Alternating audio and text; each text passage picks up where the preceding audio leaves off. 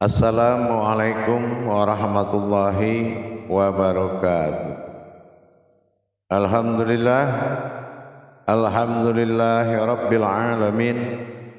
Assalatu wassalamu ala asrafil anbiya'i wal mursalin wa alihi wa sahbihi rasulillahi ajma'in.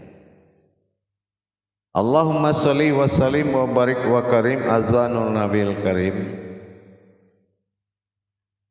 Irinil lazi min jamalika wa innal lazi min jalalika wa innahu min kitabika. Wa tahirin wal mujahidina amma ba'du ibadallah. Alhamdulillah, bersyukur kita kepada Allah dengan mengucapkan alhamdulillahi rabbil alamin atas segala limpahan karunia rahmah dan hidayahnya, serta dengan izinnya juga kita dapat menjalankan amanahnya beribadah zahir dan batin, insyaallah. Bertemu lagi dengan saya Guru Mursyid Syekh Nur Muhammad Buya Irwan Maulana Al-Qadiri Sumatera Barat dalam maqam majelis zikir Ma'rifatullah Jakarta, dalam yayasan Perlindungan Yayasan Islam Hidayatul Mubarakah, Bina Asuh dan Ma'rifatullah Thalabul Ilmi, insyaallah. Alhamdulillah, para jemaah sekalian, tentunya dalam tayangan YouTube Buya Pasaman Timur adalah YouTube yang selalu berbagi wawasan dan ilmu pengetahuan.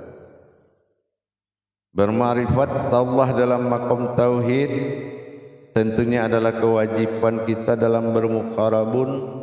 Bagaimana kita bisa mendekatkan diri kepada Allah? Insyaallah, mudah-mudahan berkahlah dari Allah Subhanahu wa taala. Jamaah yang dirahmati Allah dimanapun berada, kaum muslimin dan muslimat rahimakumullah.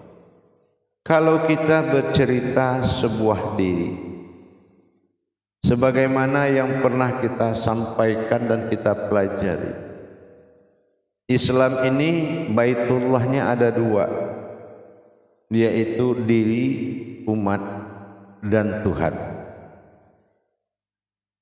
Perbuatan Baitullah itu memiliki persyaratan yang sangat kuat, yaitu perintah untuk mengenal diri dan menyatakan diri dengan senyata-nyatanya, tentunya dengan tangga tauhid. Tidak boleh juga kajian diri ini menjadi pemahaman pribadi, tetapi harus mengikuti jalur tauhidnya. Berbicara mengenai diri disebut dengan nafs. Itu di dalam Al-Quran ada disebutkan sebanyak 295 ya, 295 kali ya, tentang nafs atau diri. Ada dalam surat, total suratnya 63 surat lah ya.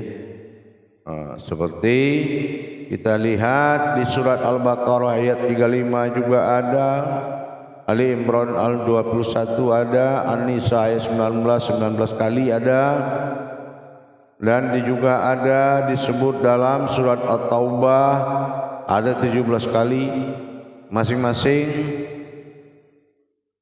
Ada yang 13 kali, insyaallah.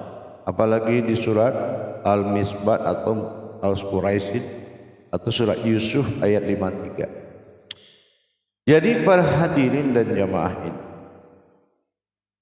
kalaulah hakikat Baitullah itu bukan diri dan Tuhan, di kalam syahadatullah cukup dilaksanakan dan kita baca di kota Mekah itu di Ka'bah. Di Ka'bah Baitullah itu ada tertulis besar di situ Al-Malikul Haqqul Mubin Ashadikul Wa'dal Amin,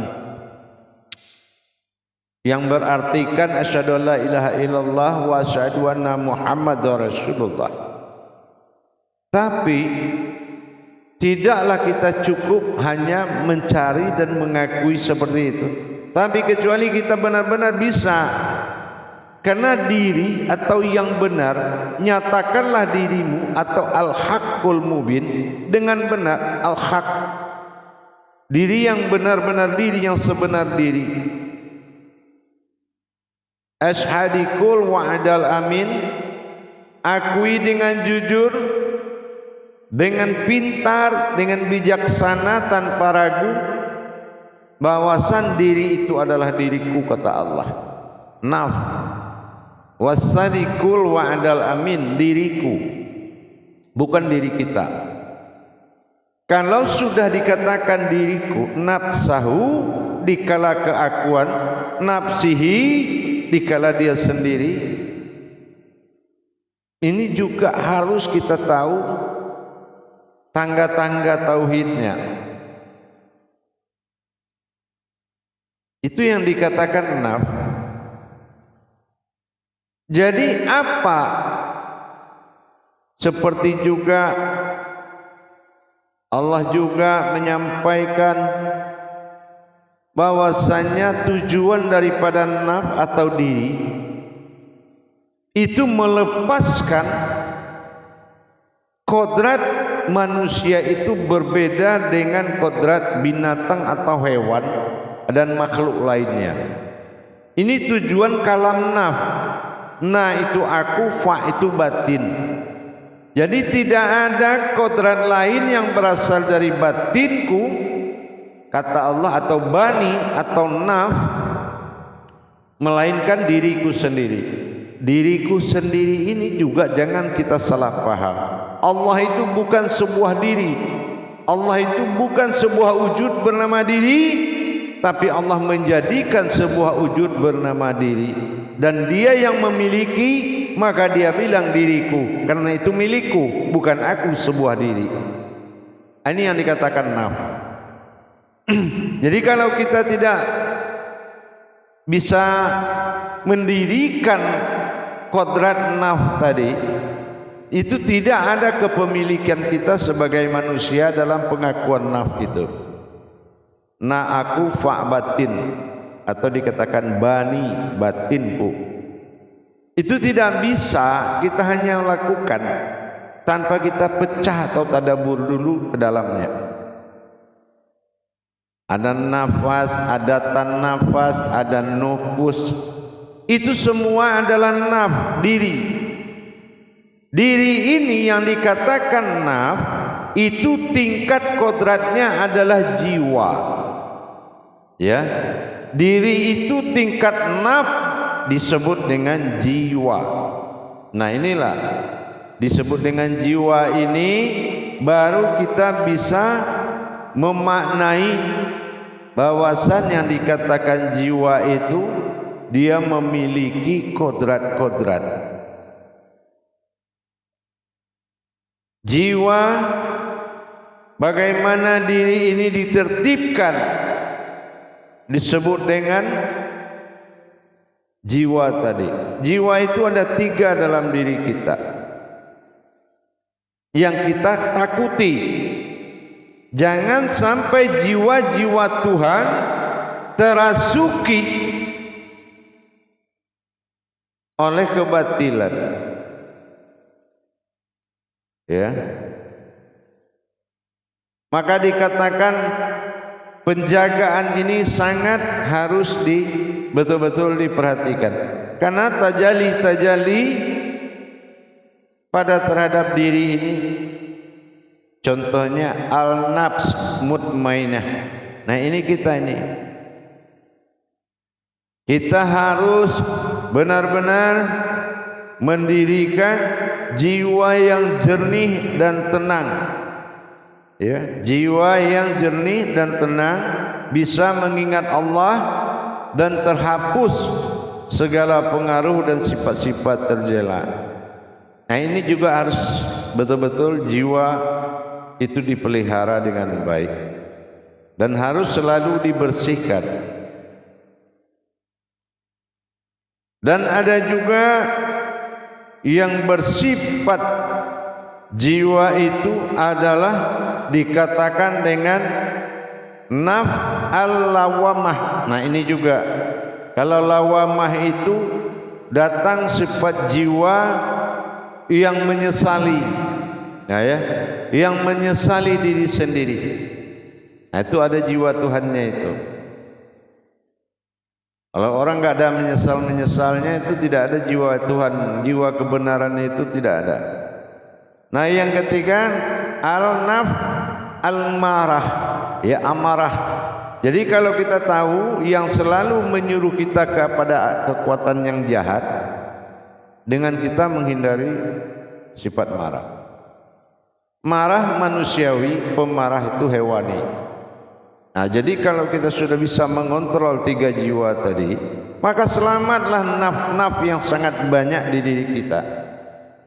Nafsahu, nafsihi, nafas, ya, tanafas. Selamat semua diri batin, diri sifat itu semua akan selamat dengan kita memelihara kodrat-kodrat yang 3, jiwa-jiwa yang 3 itu tadi. Jadi yang dikatakan seperti itu, kenapa Allah jadikan diri mubin? Ini adalah tali merahnya kodrat Islam yang sebenarnya. Makanya syahadat itu dari syahadatullah al-malikul hakul mubin dinyatakan bagaimana kita menyatakan kebenaran Allah pada diri, yaitu diriku yang dipercaya dengan tidak ragu-ragu tapi sungguh-sungguh as-sadiqul wa'adal amin. Maka diresmikanlah bagi orang yang tidak ragu-ragu lagi kodrat diri mewujud daripada Allah. La mawjudun ilallah wa la tafrakulla bismillah ilahi ya rabbuka ujubu ujudullah. Dia sudah tidak ragu lagi. Nah ini yang akan bisa terangkat. Ini yang akan bisa terangkat karena kemusnahan jiwa-jiwa batil dengan zikir-zikir pensucian yang dia lakukan. Maka dia akan sudah menyelamatkan kodrat-kodrat dirinya kepada Allah Subhanahu wa ta'ala. Itu yang naf. Maka diresmikan dalam baitullahnya, mana Ka'bah itu adalah makom, mana baitullah adalah kodrat. Nah mana baitullahnya? Nah kita lihat bahwasannya yang kita saksikan adalah hubungan baitullah hablum minallah dan hablum minan nas. Bagaimana berhubungan Allah dengan manusia? Dengan bertauhid. Makanya masuk kepada tauhid din, yaitu bertauhid di dalam hubungan hati, diri dan batin. Nah, itu dinamakan din. Bertauhid Islam, bagaimana memperjalankan diri kepada Allah, itulah din atau Islam. Nah inilah katakan makomnya agama. Maka syahadat mengakui syahadat ahad, langsung menyatu jadi satu. Nah ini yang diminta ihram, benar-benar kita menyatu kepada Allah, bukan hanya menyatu tapi menjadi satu. Menjadi satu dalam apa? Dalam hakikat iradat dan ibadahnya. Untuk itu para hadirin dan jamaah sekalian, makanya dikatakan kaji diri. Tapi kalau kita belum bisa mendapatkan kalimatul haq Muhammad Rasulullah, bagaimana kalimatul haq bisa mencairkan kalimat syahadat menjadi kodrat, sehingga kodrat bisa merasakan dan melihat. Maka nyatalah tauhid. Kalau kita berhubungan tapi kita nggak bisa merasakan dan melihat atau menyaksikan hubungan kita, mana hakikat diri pada dalam syahadat itu tadi, untuk bisa menyatukan hakikat diri tadi, sehingga jelas mana Tuhan mana umat. Maka tentu kita dengan mempelajari hakikatnya semua. Tapi halam ini insya Allah dalam masalah ini diri dan Tuhan adalah objek utama dalam Islam. Kalau ini belum selesai, tidak ada suatu kekuatan apapun yang bisa membuatmu bertemu dengan Allah kecuali kekuatan Allah itu sendiri. Itu pun yang tidak bersekutu dengannya. Mudah-mudahan dengan mengetahui nafs tadi, man arafa nafsahu, ya, ada nafsahu, nafsihi yabmuhu binafsihi, ya, nafis. Nah, bagaimana kita menghindari atau menghindari kebatilan? Mana diri yang menghindari kebatilan? Nah, ini akan menjadi suatu peragaan daripada ghaibul wujud. Bagaimana kenyataan Allah ini bisa bersifat di diri kita dan hayat kita, insyaallah. Menghindari keterlenaan dari sebuah makom, bisikan dari iblis dan syaitan itu membuat kamu menghilangkan daya upaya Tuhan menolongmu, karena kamu memberikan kesempatan untuk bisa diganggu. Dengan cara apa? Kamu tidak berani menetapkan pandangan kepada Allah, tapi kamu berani menetapkan pandangan kepada yang batil. Inilah celakanya kita. Umat Muhammad adalah umat yang merugi karena di depan matanya wujudnya semua datang dari Allah. Awalul wajibin alal insani hu maififatul illahi bi istighoni. Yang pertama-tama yang wajib bagi umatku adalah mengenal aku dengan seyakin-yakinnya. Itu yang paling penting. Kalau dalam pengenalan ini tidak paham kita, ini yang paling menyakiti, betul-betul sakit. Kalau kita hidup tapi tidak nyaman tanpa Tuhan, ini parah. Makanya kita benar-benar bisa mengangkat derajat ketangkat kajian diri naf itu, karena diri-diri yang tidak dinamakan naf itu tidak akan diakui oleh Allah. Jadi dalam pencarian itu adalah alatnya diri. Ya, mencari diri dalam diri, kalau ketemu bukanlah diri tapi melainkan sesuatu yang berdiri. Insyaallah. Peliharalah keyakinan, jagalah keyakinan, awasi dengan iman dan takwa. Mudah-mudahan sampai terijabah, sampai menuju singgasananya Allah dalam hayat menjalankan hidup dan kehidupan, hayat dan hayyun. Barakallahu ya karim ya rahman ya rahim. Assalamu ala mursalina walhamdulillahi rabbil alamin.